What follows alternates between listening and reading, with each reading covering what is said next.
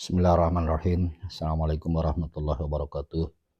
Alhamdulillah Bapak Ibu sekalian, kita jumpa lagi bincang-bincang singkat tentang implementasi dan pemahaman ISO 17025 tahun 2017 untuk laboratorium pengujian dan laboratorium kalibrasi.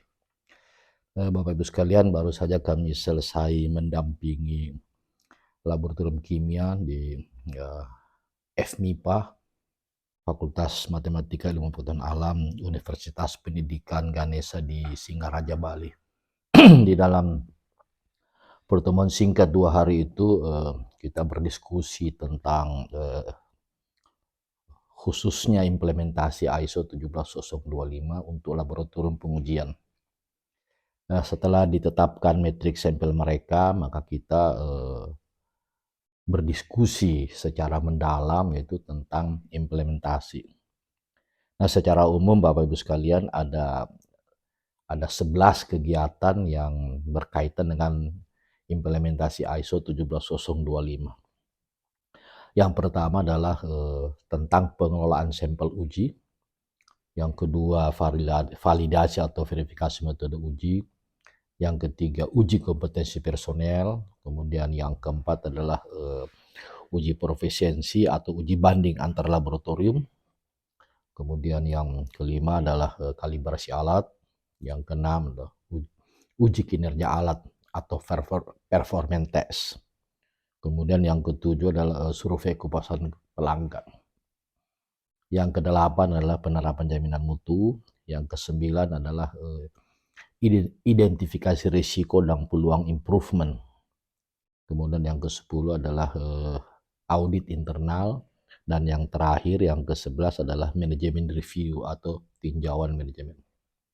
Nah, Bapak sekalian, dalam bincang-bincang singkat pada saat ini kita coba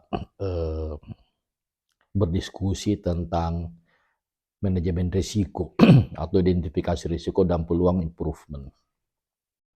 Sebagaimana diatur di dalam ISO 17025 klausul 8.5, yaitu tentang identifikasi dan peluang improvement.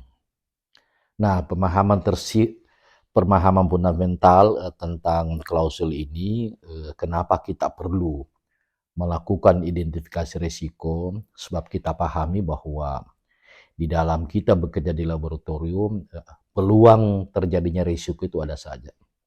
Risiko itu bisa berupa kesalahan, bisa berupa ketidaksesuaian, atau bisa juga berupa uncertainty, ketidakpastian.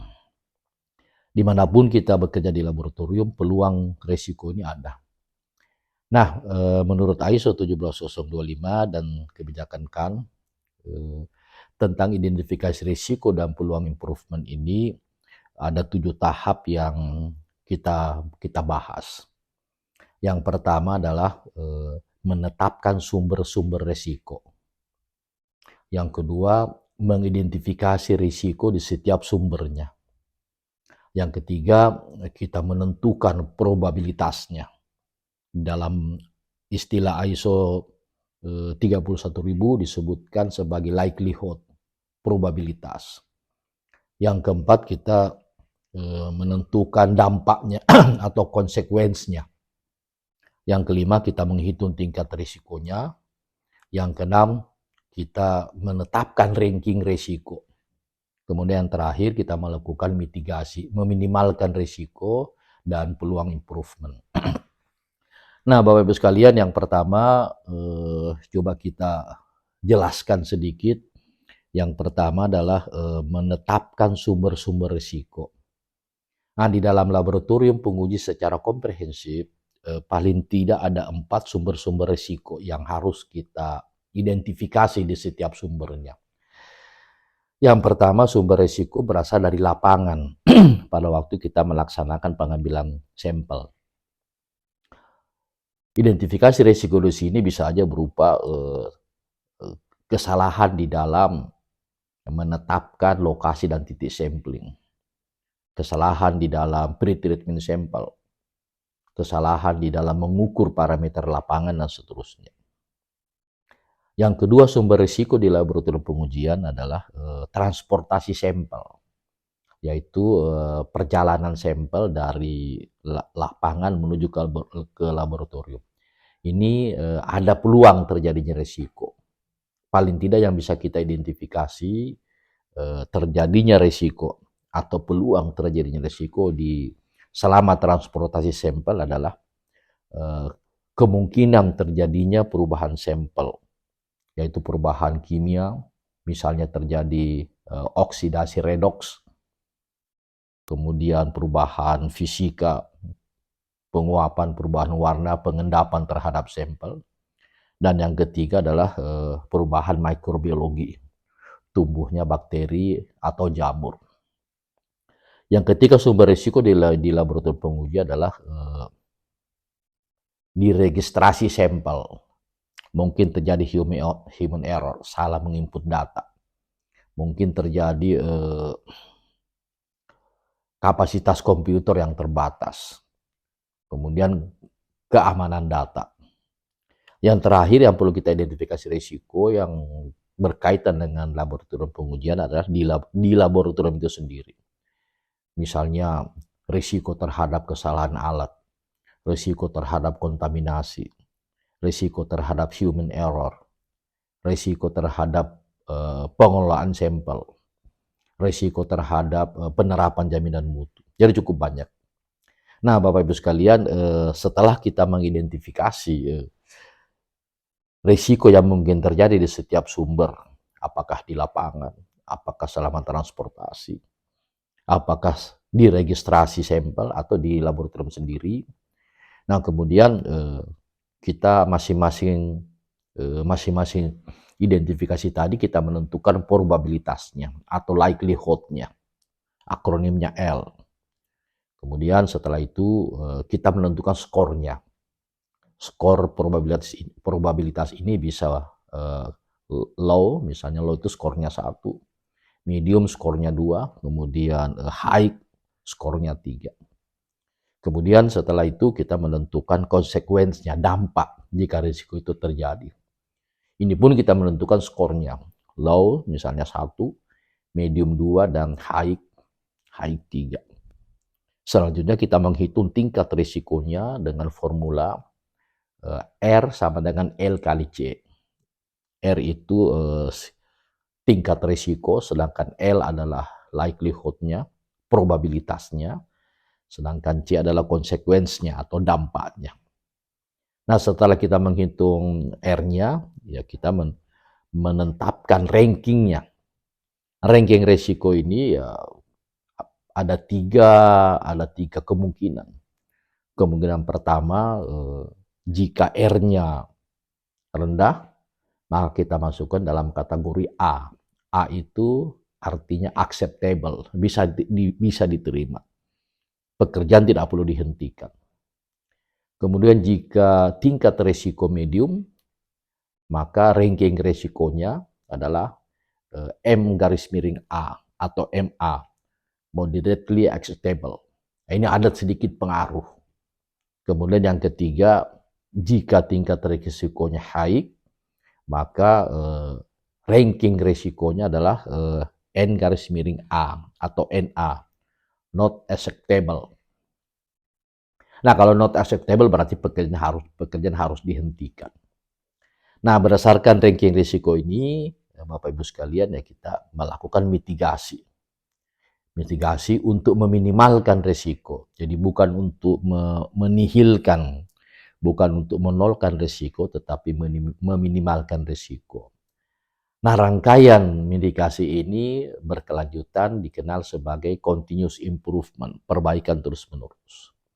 Nah, ini gambaran Bapak Ibu sekalian yang perlu kita identifikasi risiko atau peluang terjadinya kesalahan di setiap sumber, baik di lapangan, kemudian transportasi sampel, kemudian registrasi sampel, dan di laboratorium itu sendiri.